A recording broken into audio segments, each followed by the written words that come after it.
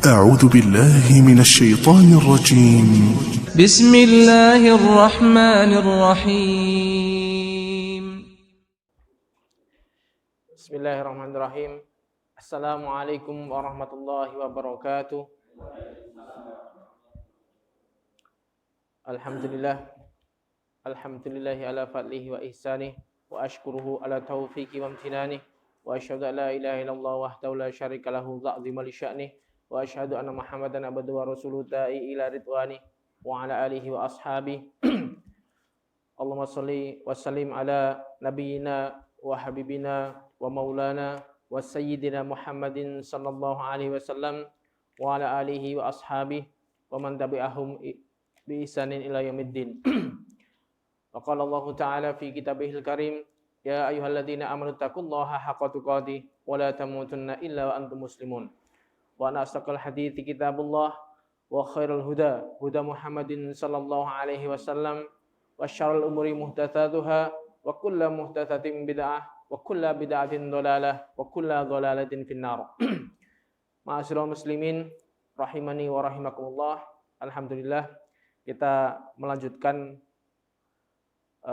pengajian kita, pembahasan tentang dasar-dasar akidah, dasar-dasar keyakinan yang seharusnya dibangun oleh seorang muslim tentang pokok-pokok agama mereka, yaitu tentang Islam, iman, dan juga ihsan.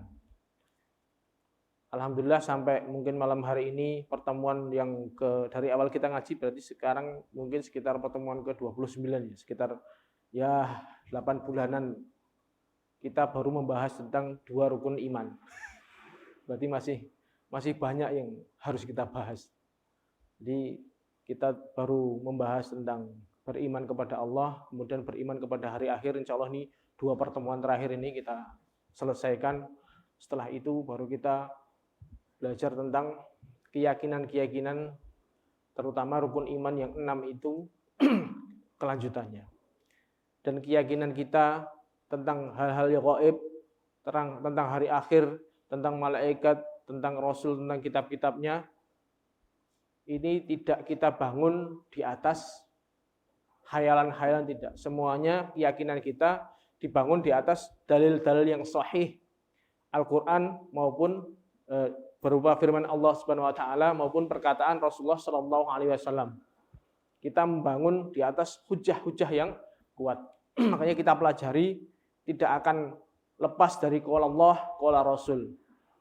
Firman Allah begini, sabda Nabi begini. Semua yang kita pelajari dibangun di atas itu semua. Ini harus kita pahami.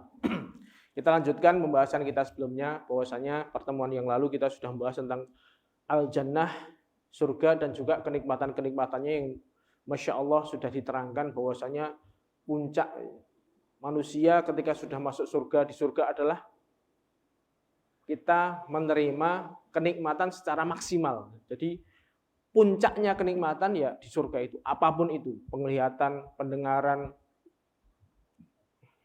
semuanya puncak kenikmatannya ada di surga. Rumahnya yang sangat indah, kemudian istrinya ya begitu, semuanya serba indah dan menyenangkan. Kita tinggal di situ bertetangga dengan sesama ahli surga juga menyenangkan. Itu bayangan-bayangan yang seharusnya kita menjadikan kita motivasi kita untuk beramal di dunia ini. Kemudian diterangkan lagi, dikabarkan oleh Allah Subhanahu wa taala bahwasanya sebagian penduduk surga adalah orang-orang yang lemah, dhaif, miskin. Rasulullah sallallahu alaihi wasallam bersabda, "Fakana ammatun man dakhalahal al-masakin." Maka sebagian besar orang yang masuki surga adalah orang-orang yang miskin. Hadis sahih riwayat Bukhari dan Muslim. Tapi bukan berarti yang tidak miskin syarat masuk surga harus miskin, ya enggak. Tapi kebanyakan karena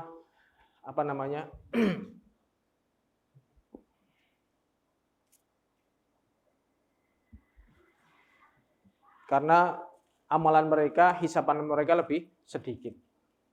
Tidak sedikit juga bahwasanya yang miskin juga masuk neraka juga banyak. Tapi dari kabar ini kita meyakini bahwasanya yang mayoritas penduduk ahli surga adalah orang miskin. Sehingga kita jangan berkecil hati seandainya Allah mengqadar kita belum menjadi orang yang istilahnya itu berada. Karena ya banyak temannya di surga nanti. Rasulullah SAW telah mengabarkan beberapa nama penduduk surga. Jadi ada orang-orang yang oleh Allah sudah ketika orangnya masih hidup pun itu sudah terdaftar menjadi ahli surga. Masya Allah. Di antaranya Abu Bakar, Umar, Utsman, Ali radhiyallahu anhu. Kemudian ada juga 10. Ini empat ini Khalifah Rasyidin ini dijamin oleh Allah melalui sabda Rasulullah SAW mereka menjadi ahli surga. Disebutkan namanya bahkan ketika mereka masih hidup. Ada lagi sisanya 6. Jadi totalnya ada 10 orang yang Allah kabarkan melalui nabinya, 10 orang ini pasti masuk surga. Meskipun orangnya masih hidup. Apa enggak kira-kira senang kita masih hidup tapi disebutkan menjadi ahli surga. Tapi segitu. Meskipun seperti itu, mereka 10 orang ini yang namanya disebutkan oleh Nabi bahwasanya mereka masuk surga, itu juga enggak berleha-leha. Wah, wis jadi ahli surga. Tengok-tengok enggak. Justru mereka 10 orang ini adalah kalau kita belajar sirah mereka, kita mempelajari tentang kisah hidup mereka, mereka justru orang yang paling bisa dijadikan contoh. Dari sisi kedermawanan mereka, dari sisi amalan mereka, hati mereka. Kalau kita pengen mencontoh ahli surga, ya contohlah mereka itu. Meskipun nama mereka disebutkan pasti masuk surga, meskipun mereka masih hidup. Masya Allah. Nek ADW kira-kira seandainya kita sudah dipastikan kita pasti masuk surga kira-kira tengok-tengok apa ya belum tentu kita bisa mencontoh mereka. Makanya kita ini enggak ada satupun dari kita yang nama kita sudah dipastikan kamu masuk surga. Makanya di sini enggak ada ruang untuk bersantai. Kenikmatan yang paling besar penduduk surga di atas kenikmatan surga yang mereka rasakan adalah memandang wajah Allah yang maha mulia. Jadi masih ada kenikmatan yang puncaknya lagi. Jadi kita belajar kemarin itu masih ada kenikmatan di atas kenikmatan-kenikmatan itu, yaitu memandang wajah Allah. Rasulullah SAW bersabda, apabila penduduk surga masuk ke dalam surga, maka Allah Tabaraka wa Ta'ala akan bertanya, apakah kalian menginginkan aku tambahkan kenikmatan pada kalian? Sudah merasakan nikmat dulu? Allah nawarkan lagi. Masih kurang enggak? Mereka berkata, bukankah engkau telah memutihkan wajah kami? Bukankah engkau telah memasukkan kami ke dalam surga dan menyelamatkan kami dari neraka? Udah, ya Allah, menikmat apa lagi yang bisa kami terima? Mana ada kenikmatan yang lebih besar daripada ini? Engkau sudah membuat kami selamat dari neraka, memberikan kami keceriaan wajah berada di surga ini. Menikmat apalagi yang masih kurang? Allah pun kemudian menyingkap hijabnya, kemudian memperlihatkan wajahnya kepada mereka. Maka mereka tidak diberi sesuatu yang lebih mereka cintai daripada melihat kepada Rabb mereka Azza wa Jalla. Hadis rawahu Muslim. Jadi ketika mereka memandang wajahnya Allah, maka tidak ada satupun kenikmatan yang lebih indah daripada kenikmatan tersebut. Allah Subhanahu wa taala berfirman dalam surat Yunus, lilladzina ahsanul husna wa ziyadah. Bagi orang-orang yang berbuat baik adalah surga dan juga tambahan. Tambahan kenikmatan. Tambahan di dalam ayat ini adalah memandang wajah Allah. Sebagaimana datang tafsirnya dari para sahabat seperti Abu Bakar, Abu Musa al-Asy'ari dan Hudzaifah radhiyallahu anhum. Ini kalau mereka menafsirkan itu adalah waziyadah adalah memandang wajahnya Allah. Para penduduk surga akan sangat berbahagia dan wajah mereka berseri-seri ketika melihat Allah Azza wa Jalla. Zat yang selama ini di dunia mereka imani dan mereka sembah padahal mereka tidak pernah melihatnya. Mereka taati perintahnya, mereka jauhi larangannya dan mereka benarkan kabar-kabarnya. Kemudian mereka juga bersabar di atas ujiannya, mereka membaca dan mendengarkan firman-Nya, mereka ikuti nabinya. Kemudian mereka menyeru kepada jalannya dan merindukan pertemuan dengannya. Meskipun dengan segala kekurangan yang mereka miliki. Maka itu adalah kenikmatan yang Allah berikan kepada mereka. Allah Subhanahu wa taala berfirman dalam surat Al-Qiyamah, Wujuhu yawma idzin nadhirah ila rabbiha nadhirah. Wajah mereka hari itu berseri-seri, yaitu ketika melihat kepada Rabb mereka, melihat dengan mata mereka. Sudah surga yang demikian itu nikmatnya, mereka ditambah lagi dengan melihat sosok yang selama ini mereka imani. Ya, kita selama ini belum pernah melihat Allah, belum pernah mengerti bagaimana wajahnya, tapi kita imani, kita percayai, kita jalankan perintah-perintahnya, kita jauhi larang-larangannya. Begitu kita betul-betul bisa melihat, itu adalah sebuah kegembiraan yang luar biasa. Ya, ini termasuk hadis-hadis seperti ini yang betul-betul kabar-kabar seperti ini ya nggak perlu kita otak-atik. Keyakinan ahlu sunnah cukup mengimani apa kabar yang datang kepada kita. Ketika Allah mengkabarkan kepada kita, Rasulullah mengkabarkan kepada kita bahwasanya nanti manusia bisa memandang wajahnya Allah, kita imani aja, berarti Allah punya wajah. Wajahnya bagaimana? Apakah sama dengan wajah kita? Jelas beda. Wa lam yakul lahu kufuwan ahad. Laisa kamitslihi syai'. Tidak akan mungkin wajahnya Allah seperti wajah manusia juga enggak. Tapi bukan berarti kita harus menafikan, kalau kita ngomong Allah punya wajah, Allah punya tangan, Allah punya kaki, berarti kita menyamakan Allah dengan makhluk. Enggak perlu seperti itu.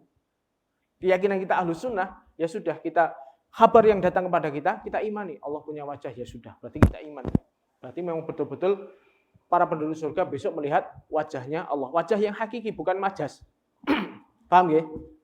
Inilah pembeda masalah akidah. Karena sebagian ada yang itu pakai logika mereka. Wah, berarti kalau Allah punya begini, Allah punya wajah, Allah punya tangan, Allah punya kaki, itu sama saja kita menjisimkan Allah, menyerupakan Allah dengan makhluk. Bukan.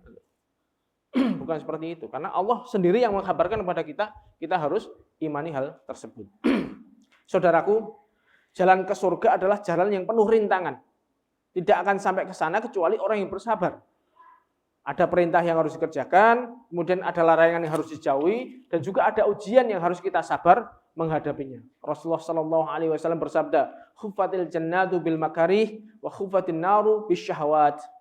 Surga dikelilingi dengan perkara-perkara yang dibenci, dan neraka dikelilingi dengan perkara-perkara yang menyenangkan. Kita lihat bagaimana jalan ke surga itu hal yang sangat berat. Harus bangun subuh, harus sholat 5 waktu, harus begini, harus begitu, menjauhi larangan. Misalnya kita puasa Ramadan, itu jalan-jalan yang berat kalau kita nuruti hawa nafsu. Tapi itulah jalan yang harus ditempuh agar meraih surga. Beda kalau pengen neraka, ya seneng-seneng gitu.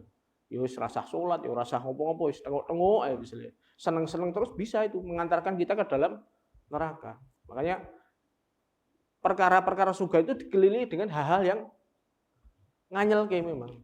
Berat bagi nafsu, itu berat. Jadi harus betul-betul melawan hawa nafsu untuk meraihnya.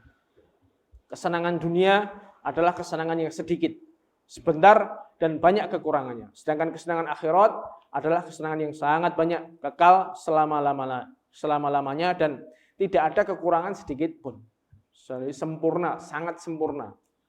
Pol, geduk istilahnya. Geduknya kenikmatan ya di akhirat nanti. Allah Subhanahu wa taala berfirman dalam surat Al-A'la, "Bal tu'thirunal hayatad dunya wal akhiratu khairu wa abqa." Tetapi kalian mendahulukan kehidupan dunia, padahal di akhirat nanti itu adalah lebih baik dan lebih kekal. Tapi ya kebanyakan manusia seperti itu. Mereka melupakan akhirat, jarang mengingat tentang akhirat, sehingga lebih memilih kesenangan-kesenangan duniawi, melupakan akhirat. Kemudian Allah Subhanahu wa taala juga berfirman dalam surat Al-Hadid yang artinya, ketahuilah bahwasanya kehidupan dunia adalah permainan, sesuatu yang melalaikan, yaitu perhiasan, saling berbangga di antara kalian, kemudian saling memperbanyak harta dan juga anak-anak kalian. Gambarannya, dunia itu seperti hujan, yang hujan tersebut menumbuhkan tanaman, yang tanaman tersebut awalnya itu mengagumkan para petani. Jadi pas hijau, keadaan hijau itu, para petani yang menanamnya itu merasa senang. Kemudian lama-kelamaan tanaman tersebut akan menjadi kering dan kalian melihat warnanya menjadi kuning, kemudian hancur. Itulah gambaran dunia. Jadi pertama nih koyok nyenengke, tapi habis itu ya siklusnya pasti akan kembali hancur. Dan akhirat itu ada azab yang keras dan ampunan dari Allah serta keridhoannya, dan kehidupan dunia tidak lain hanyalah kesenangan yang menipu. Jadi itulah gambaran dunia. Cuman sementara tok. Fata morgana, dia kesenangan-kesenangan yang semu. Kesenangan yang semu. Jika itu diburu tidak akan memuaskan. Untuk mendapatkan surga bukan berarti seorang harus meninggalkan keseluruhan kesenangan. Dunia itu enggak. Jadi bukan berarti semua kita harus meninggalkan kesenangan dunia, itu juga tidak. Allah Subhanahu wa taala menciptakan dunia dan kenikmatannya supaya kita manfaatkan dengan baik untuk mencari ridha Allah dan surganya. Adapun orang yang tercela adalah orang yang mencari kebahagiaan dunia sebagai tujuan dan melupakan kebahagiaan di akhirat. Bukan tujuannya kita kok terus sorotok ibadah terus sama sekali nggak pernah seneng-seneng, ya enggak. Yo, kita bisa boleh menikmati kehidupan dunia ini asalkan tujuannya untuk akhirat. Kan ada banyak kenikmatan-kenikmatan yang apabila kita disyukuri itu bisa meninggikan derajat akhirat kita. Yang tercela adalah orang-orang yang sama sekali melupakan kehidupan akhirat, kemudian memburu kehidupan dunia, senang-senang di dunia saja. Itu sekilas pembahasan tentang surga, yang itu surga adalah puncaknya segala kenikmatan. Kenikmatan yang sempurna semuanya ada di surga. Jadi kalau kita mau sering mengingat tentang akhirat, itu seharusnya memotivasi kita. Kemudian pembahasan selanjutnya, seperti halnya metode pembelajaran di Quran itu pasti ada gitu. Basyiron wa nadhiron. Ada kabar gembira, ada juga kabar penakut. Raubatan wa rohaba. Jadi ada motivasi, kemudian ada ancaman. Nah, ini kemarin kita ngaji motivasinya, kita beramal adalah memotivasi kita surga, kemudian kita menjauhi larangan, kita takut ancamannya ini. Yaitu an-nar dan azabnya, neraka dan juga azabnya. An-nar secara bahasa adalah api. Adapun secara syariat yang dimasukkan an-nar sering kita jumpai dalam hadis nar itu kan. Maksudnya adalah negeri di akhirat yang penuh dengan azab yang Allah sediakan untuk orang-orang kafir asalnya. Azab yang sangat pedih dan menghinakan. Bagaimanapun pedihnya manusia menyiksa manusia lain, maka azab Allah di neraka itu lebih pedih daripada itu semua. Kita membayangkan wong paling kejem. Itu tidak ada yang melebihi bagaimana pedihnya azab Allah di neraka. Allah Subhanahu wa taala berfirman dalam surat Al-Fajr, fa yauma idzil la yu'adzibu adzabahu ahad. Pada hari itu tidak ada yang mengazab seperti azab Allah. Tidak terbayangkan sedikit pun azab seperti azab yang Allah berikan kepada penghuni neraka. Jadi mereka orang yang masuk dalam neraka akan lupa dengan segala kenikmatan di dunia saking pedihnya azab neraka. Rasulullah SAW bersabda, kebalikannya yang kemarin, akan didatangkan seorang penghuni neraka yang paling banyak mendapatkan kenikmatan di dunia pada hari kiamat. Di dunia itu mulai lahir ceprot sampai mati, itu ibaratkan dia itu paling banyak mendapatkan kenikmatan. Wis uripe penak terus, dia jadi orang kaya, apapun keturutan, mulai dari lahir sampai dia meninggal, dia banyak sekali mendapatkan kenikmatan. Dia orang yang paling banyak mendapatkan kenikmatan di dunia. Itu dipanggil oleh Allah, tapi dia kufur. Kemudian sebab kekufurannya itu dia dicelupkan di neraka.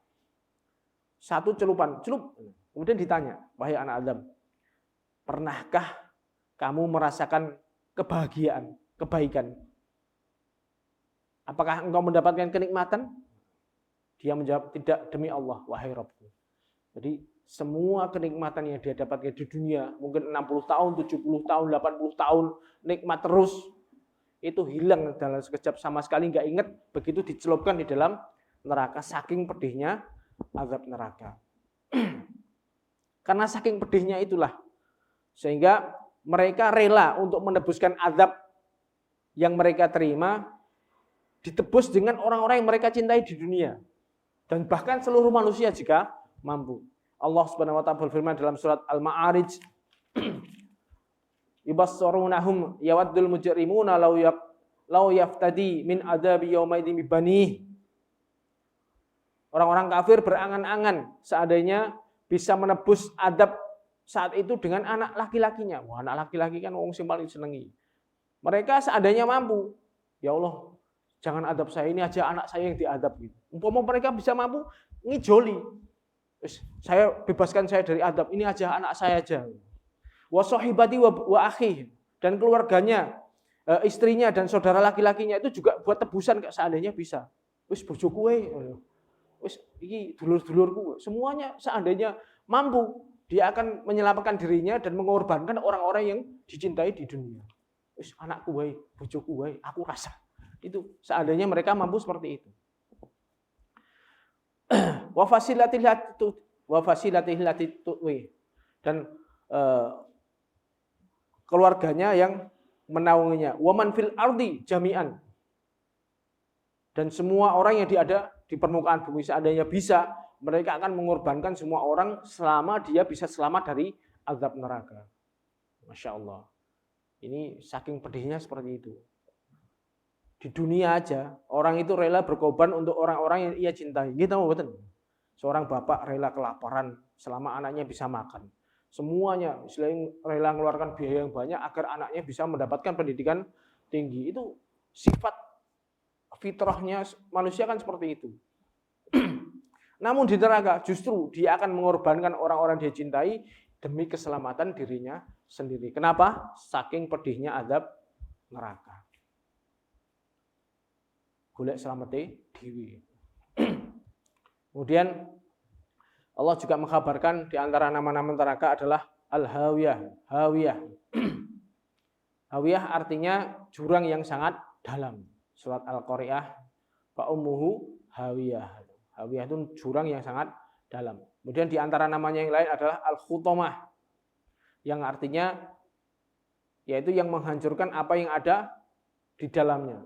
Jadi neraka itu seperti yang penjelasan sebelumnya, neraka oleh Allah diciptakan dalam keadaan sangat marah, geram terhadap penghuni neraka. Jadi kalau wong wis getem-getem itu, bahkan jadi kalau orang marah itu kan suara, mengeluarkan suara tuh koyok koyok anyel, geram. Itu geramnya neraka terhadap penghuni neraka itu bisa didengar dari jarak 70 tahun.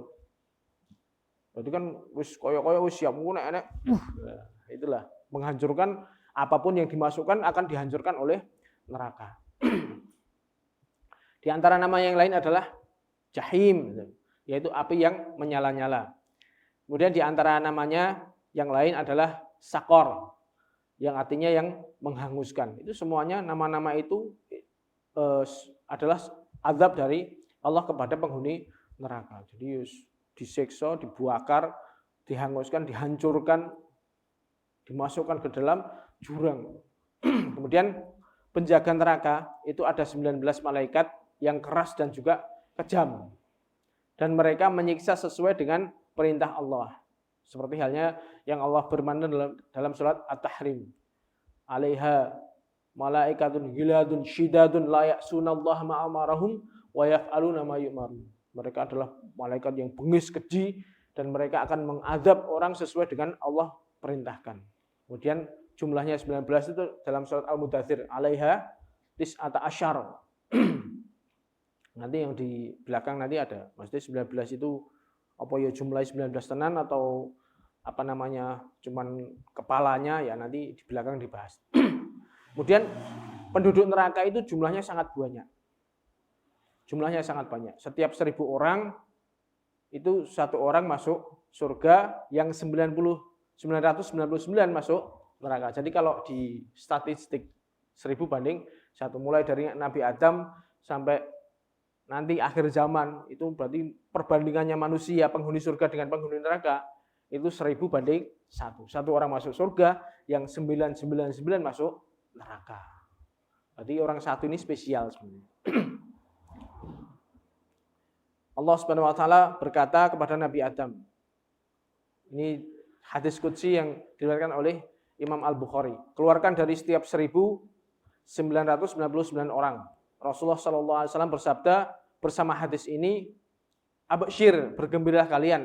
Sesungguhnya dari kalian satu orang, dari Ya'juj Ma'juj itu ada 1000 orang." Jadi ya yang maraki hitungan oke itu adalah Ya'juj Ma'juj yang seperti kita bahas sebelumnya kemarin ya, sebelum hari kiamat mendekati kiamat kan akan muncul Ya'juj Ma'juj. Itu jumlah mereka banyak dan kufur semua. Jadi Ya'juj Ma'juj itu adalah makhluk Allah termasuk anaknya keturunan Adam dan mereka semuanya kufur dan banyak jumlahnya banyak sekali kan perbandingannya tadi 1 orang 1000 orang kalian 1. Jadi seperti yang kemarin digambarkan itu sungai yang besarnya seperti itu kan namanya sungai kan besar. Itu kalau mereka lewat sungai itu pertama rombongan awal minum, rombongan belakang udah enggak kumanan banyu itu. Saking banyaknya mereka. Intinya penduduk neraka banyak mayoritas adalah Ya'juj Ma'juj. Kemudian orang-orang kafir yang jumlahnya sangat banyak tersebut itu oleh Allah dibuat badannya sangat besar. Jadi abuh. Satu gigi gerahamnya itu akan membesar seperti halnya gunung Uhud. Masya Allah.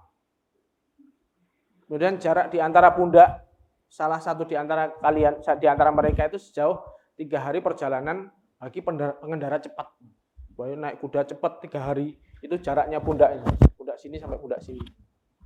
Itu saking besarnya penduduk neraka itu. Jadi diobong sampai abuh gitu.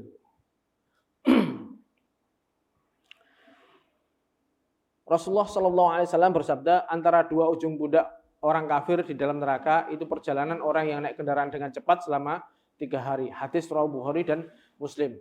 Dan beliau Shallallahu Alaihi Wasallam juga bersabda, sesungguhnya tebal kulit orang kafir itu 42 hasta dan 1 gigi geraham dia seperti gunung Uhud, dan sesungguhnya tempat duduk dia di Jahanam itu seperti antara Mekah dan Madinah. Jadi pantatnya aja itu membesarnya sampai Mekah Madinah 450 kilo.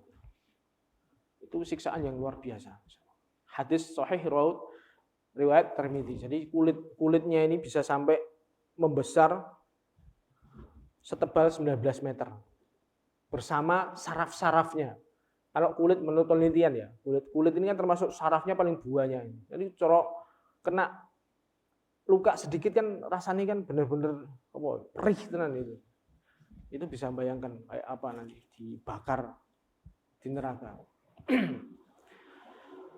Hadis sahih riwayat At-Tirmidzi. 42 hasta itu kurang lebih 19 meter. Kemudian tinggi gunung Uhud itu kurang lebih 192 meter tinggi giginya itu. Dan jarak Mekah Madinah itu kurang lebih 400 km.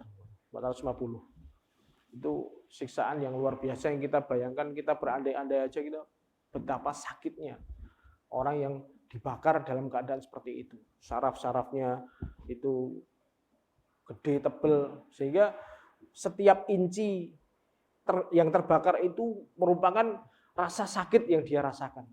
Masya Allah.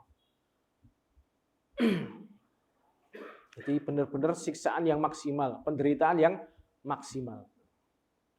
Jumlah penduduk neraka yang sangat banyak dengan ukuran tubuh masing-masing yang sangat besar itu pun itu menunjukkan tentang besarnya neraka. Jadi orang segitu banyak dan juga badannya gede itu berarti kita bayangkan neraka sangat besar sekali.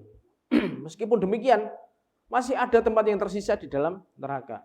Dan neraka masih akan terus bertanya, apakah masih ada tambahan? Allah Subhanahu wa taala berfirman dalam surat Qaf. Yauma naqulu lil jahannam halim tala. Kemudian Allah bertanya kepada jahanam, "Sudah cukup belum?" Kan udah masuk banyak nih, ahli neraka masuk semua beleng dengan badannya besar. Udah penuh belum? Wa naqulu hal mim mazid. Kemudian neraka jahanam menjawab, "Loh, Masih belum, masih ada tambahan lagi enggak? Jadi istilahnya itu saking karena neraka diciptakan dalam keadaan marah itu ketika betul-betul ahli neraka semua dimasukkan itu dihancurkan. Jadi neraka itu saking semangatnya pengen ini masih ada space kosong, ini masih ada lagi enggak ini. Saking besarnya neraka itu seperti itu. Kemudian dalam sebuah hadis Rasulullah SAW bersabda, senantiasa jahanam berkata, apakah masih ada tambahan lagi karena besarnya jahanam itu tadi. Sampai Rabbul Izzah yaitu Allah meletakkan telapak kakinya di neraka.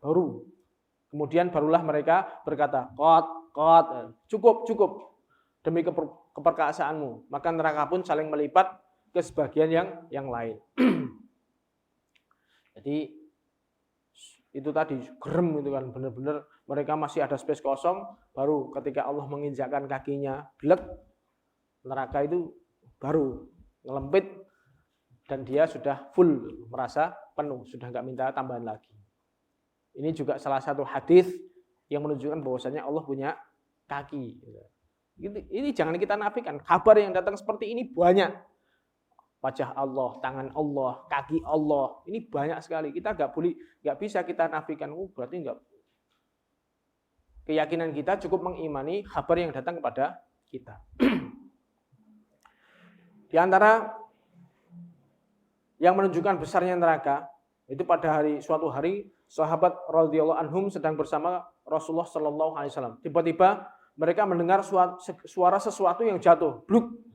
Jadi Allah memang menghendaki para sahabat mendengarnya. Biasanya hal-hal seperti ini kan gaib. Tidak ada yang bisa mendengar kecuali biasanya malaikat dan nabi. Suatu saat Allah menghendaki para sahabat yang bersama nabi itu bisa mendengar bluk gitu, suara sesuatu yang terjatuh. Mbuh bluk apa bleng gitu. Enggak dalam hadis itu enggak ada deskripsinya. Tapi intinya suara sesuatu yang terjatuh. Maka Nabi bertanya, kalian tahu nggak suara tadi yang kalian dengar tadi suara apa itu? Mereka menjawab, Allah dan Rasulnya yang lebih tahu. Maka beliau Shallallahu Alaihi Wasallam bersabda, ini adalah batu yang telah dilemparkan 70 tahun yang lalu. Batu. Maka dia jatuh melesat ke dalam neraka sehingga baru sekarang ini tadi nyampe dasarnya neraka. Jadi 70 tahun batu dilemparkan plung itu. Itu nyampe dasarnya 70 tahun. Sak dhuwur-dhuwure gedung di dunia misalnya. Misalnya dari puncak Burj Al Khalifah dilemparkan batu. Itu paling 5 detik, 6 detik, 7 detik udah nyampe dasarnya. Itu 70 tahun. Berapa kilometer?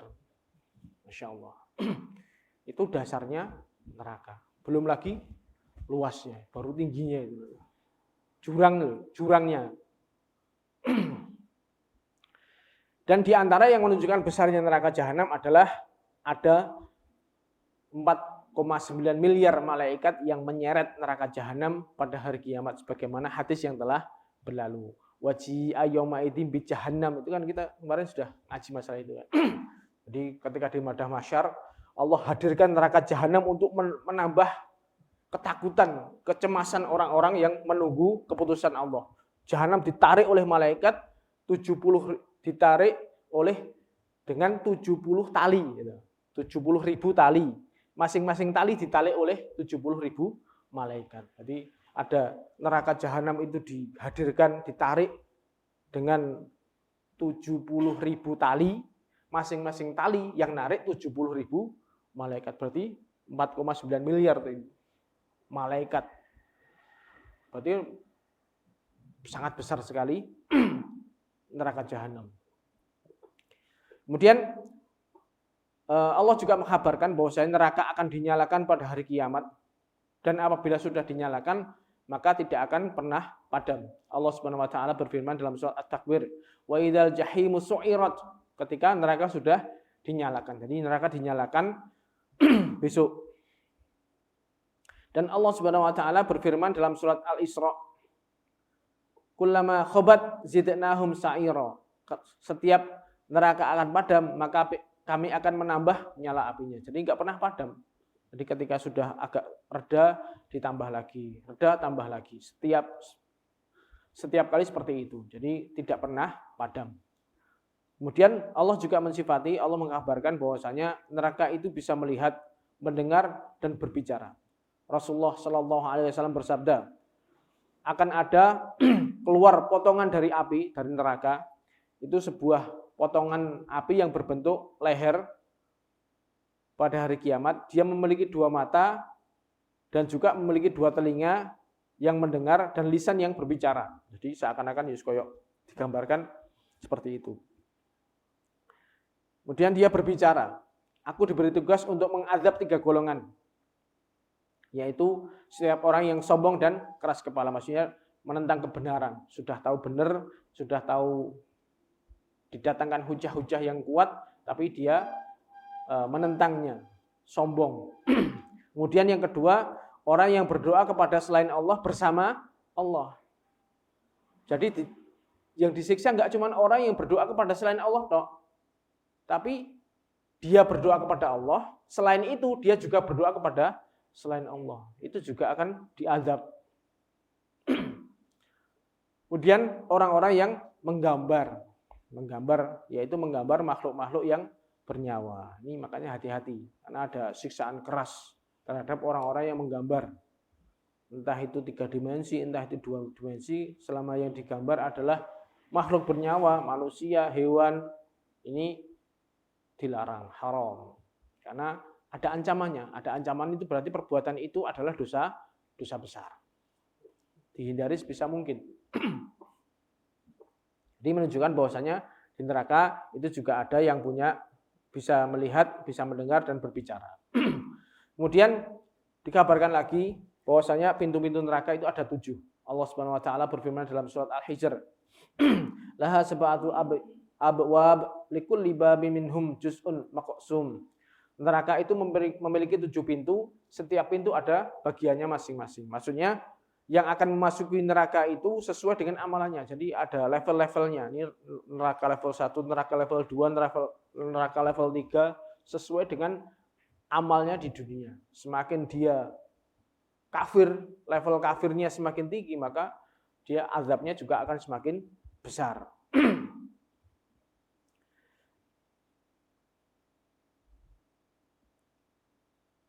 Akan tetapi di bulan Ramadan 7 pintu ini akan ditutup oleh Allah. Jadi neraka pintunya ditutup selama bulan Ramadan. Sehingga penyeru kebatilan akan sedikit dibandingkan dengan penyeru kebaikan. Sehingga bulan Ramadan adalah bulan yang itu tadi seharusnya memberikan semangat, karena yang menyuruh kebaikan ini banyak, yang menyuruh kejelekan dibelenggu oleh Allah. Kemudian setelah masuk ke dalam neraka orang-orang kafir ini, maka pintu-pintu tersebut tidak akan dibuka untuk mereka. Allah Subhanahu wa taala berfirman dalam surat Al-Balad, alaihim narun muqsadah.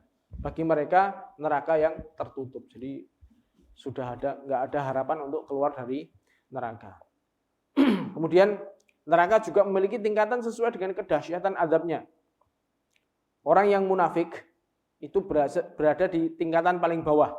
Allah Subhanahu wa taala berfirman dalam surat An-Nisa, innal munafiqina fit darkil asfali minan nari wa lan tajid lahum nasira. Jadi orang-orang munafik itu akan berada di neraka yang paling asfal, paling dasar. Semakin bawah itu level siksaannya semakin tinggi. Munafik itu sebenarnya orang kafir, tapi menutupi kekafirannya dengan seakan-akan dia mengikuti orang iman. Beda dengan kalau munafik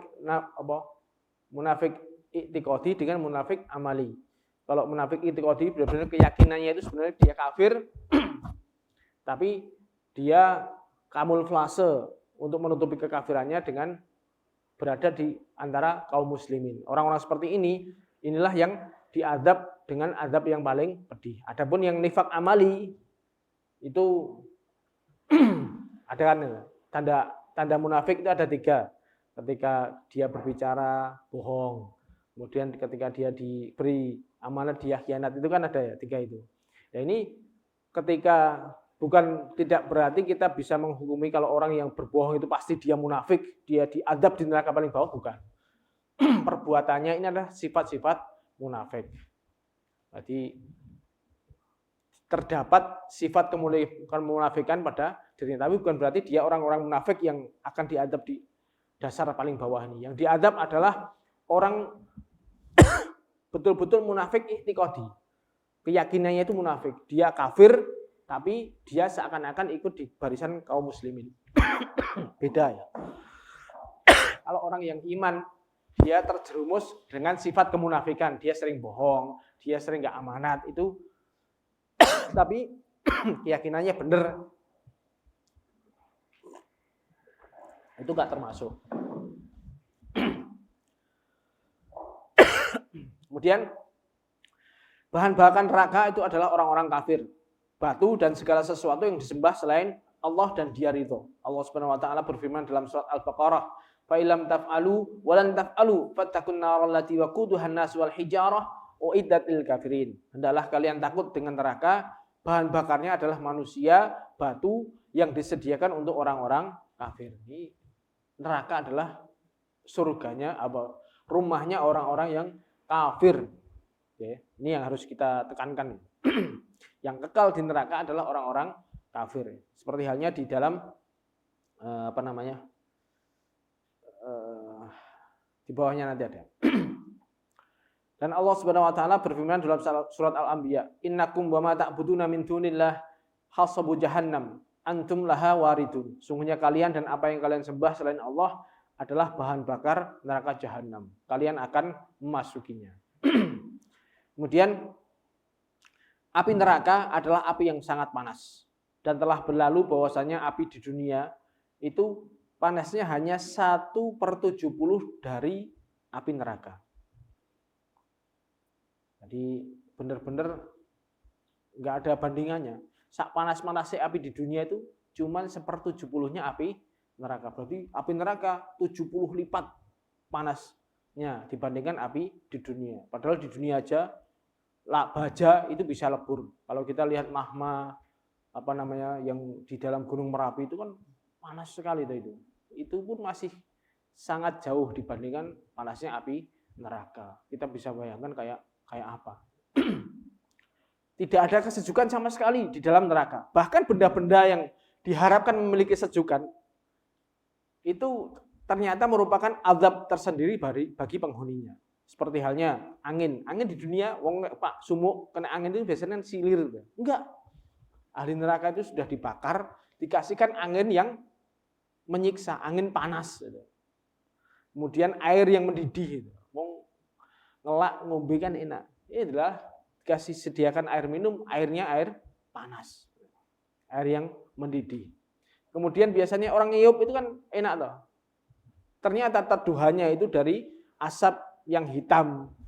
Yang itu juga merupakan siksaan. Jadi tambah-tambah. Wis dibakar, enggak cuma dibakar, dikasih kasih angin, kasih air minum yang panas, kemudian dikasih teduhan dari asap yang di situ membuat tambah panas lagi.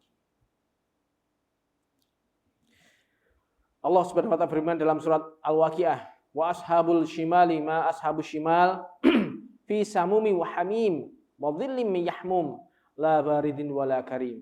Dan golongan kiri nerima catatan amal dari tangan kiri. Betapa sengsaranya golongan kiri. Yaitu mereka di dalam siksaan angin yang sangat panas. Kemudian air yang mendidih dan teduhan asap yang hitam. Teduhan yang tidak dingin dan tidak menyenangkan untuk dipandang. Jadi bukan berat mereka dapat angin, dapat minum, dapat iup-iupan, ora tambah meredakan siksaan tapi malah menambah rasa panas. Berlipat-lipat siksaan mereka. Dan Allah Subhanahu wa taala berfirman dalam surat Al-Mursalat yang artinya, "Pergilah kalian kepada teduhan yang memiliki 3 cabang, yang tidak menaungi dan tidak melindungi dari api neraka. Sungguh neraka akan melemparkan percikan api sebesar istana." Maksudnya besar dan tinggi. Percikan api tersebut seperti unta-unta hitam yang condong ke warna kuning. Jadi disuruh berteduh tapi malah justru itu juga merupakan siksaan bagi mereka. Kemudian penghuni neraka adalah orang-orang kafir yang terdiri dari orang-orang musyrik, ahlul kitab yaitu Yahudi dan Nasrani, dan orang-orang munafik. Allah Subhanahu wa taala berfirman dalam surat Al-Bayyinah, innal ladzina kafaru min ahlil kitabi wal musyrikina fi nari jahannam khalidina fiha. Orang-orang kafir dari ahlul kitab, Yahudi Nasrani, dan orang-orang musyrik, yaitu para penyembah berhala, mereka berada di neraka jahanam, kekal di dalamnya. Ini yang kekal adalah orang-orang kafir, musyrik, dan juga munafik. Adapun orang-orang iman, ya yang sudah kita terangkan, selama tauhidnya benar, selama dia punya tauhid, masih punya, dia sampai akhir hayatnya tauhidnya benar, maka sebesar apapun siksaannya seandainya dia masuk ke dalam neraka, dia akan dientaskan dari neraka dan dimasukkan ke dalam surga. Adapun yang kekal, yang keri, ini bisa jadi mereka ada asalnya Islam, tapi tauhidnya rusak dengan kesyirikan-kesyirikan. Ini yang harus kita waspadai. Jangan sampai kita masuk ke dalam golongan ini. Innal ladzina kafaru min ahlil kitabi wal musyrikina fi nari jahannam khalidina fiha. Ini bisa orang Islam masuk dalam sini. Kapan dia seperti itu? Jika Islamnya rusak dengan hal-hal yang membatalkan keislaman dia. Nanti kita suatu saat kita pelajari tentang pembatal-pembatal keislaman. Karena dengan kita mendeklarasikan Islam, ini enggak ada jaminan kita pasti surga, enggak. Karena kalau kita enggak menjaga keislaman kita sampai akhir hayat, bisa jadi Islam kita rusak dan kita tergolong orang-orang yang musyrik. Paham ya? Nah, kalau orang musyrik tempatnya di neraka kekal selama-lamanya. Ini yang bisa membahayakan. Ini enggak cuma orang-orang yang enggak KTP-nya bukan Islam, bukan. Islam pun bisa. Kapan seperti itu? Yaitu kalau dia Islamnya rusak dengan kesyirikan yang bahkan dia enggak sadar terhadap hal seperti itu. Innallaha jami'ul munafiqin wal kafirina fi jahannam jami'a. Allah akan mengumpulkan orang-orang munafik dan orang-orang kafir di dalam jahanam semuanya. Jadi 3 golongan ini yang menjadi penghuni neraka yang kekal abadi selama-lamanya. Makanya itulah pentingnya kita belajar tauhid. Karena itulah yang bisa menyelamatkan kita. Itu dengan tauhid kita. Dengan kita melakukan kesyirikan, pembatal-pembatal keislaman, yang entah itu dia sadar, enggak dia sadari, itu akan membuat dia masuk ke dalam neraka kekal selama-lamanya. Ini yang wal iyadzubillah, jangan sampai kita termasuk ke dalam golongan ini. Makanya kita betul-betul meminta perlindungan kepada Allah. Jangan sampai di dunia kita merasa aman, wah aku Islam, tapi ternyata tanpa sadar dia sudah membatalkan keislamannya dengan hal-hal yang kesyirikan-kesyirikan yang entah dia sadari atau tidak. Kemudian di antara penghuni neraka seperti halnya penghuni surga kan ada orang yang oleh Allah namanya menjadi penghuni neraka meskipun dia hidup. Ini di neraka juga ada. Abu Lahab ini, dia hidup awal-awal dakwah Nabi. Itu kan sudah disebutkan surat Al-Lahab itu. Dia Abu Lahab itu sudah tercatat namanya menjadi ahli neraka. Coba bayangkan. Seandainya dia mungkin termasuk keajaiban Al-Qur'an. Al-Qur'an itu termasuk salah satu keajaibannya. Menghabarkan sesuatu yang itu pasti terjadi. Abu Lahab ketika mengingkari dakwahnya Nabi Muhammad itu kan sudah berapa ya? Jarak 10 tahun sebelum dia kemudian mati di perang Badar. Seandainya dia pengen Abu Lahab ini seandainya dia Al-Qur'an ini bohong, kemudian dia pura-pura masuk Islam kan bisa toh. Sehingga berarti Al-Qur'an ini salah. Al-Qur'an mengkabarkan bahwasanya Abu Lahab ini penghuni neraka kok ternyata dia masuk Islam. Enggak, sampai mati pun Abu Lahab dari pertama kali dikabarkan oleh Allah surat Al-Lahab itu. Tabbat yada Abi Lahabi wa tab.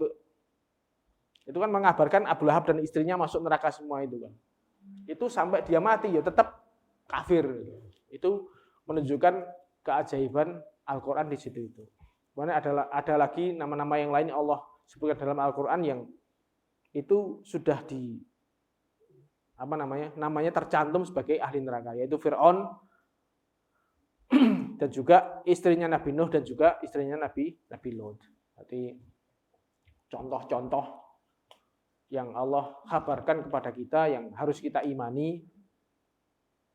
Nama kita belum tercantum menjadi ahli surga juga enggak, di neraka juga enggak. Makanya di sini masih 50-50. Kita bisa masuk surga, bisa juga masuk neraka.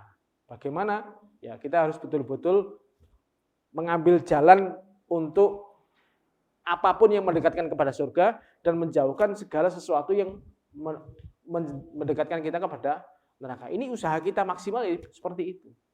Menjaga tauhid kita, amalan-amalan kita semuanya, menjauhi kesyirikan-kesyirikan, menjauhi maksiat-maksiat. Ini adalah usaha kita agar ya kita berusaha menjadi penghuni surga. Karena kita tahu bahwasanya surga neraka ini dua sisi yang sangat berjauhan sekali. Ini nikmat yang maksimal, yang satunya penderitaan yang maksimal. Kapan penentunya? Ya hidup di dunia ini yang cuma sebentar ini. 50 tahun, 60 tahun, 70 tahun, atau mungkin 30 tahun. Dari kehidupan yang sebentar ini yang bisa mengantarkan kita, ini kita akan masuk ke dalam penak terus, kenikmatan yang maksimal atau menjadi penderitaan yang maksimal.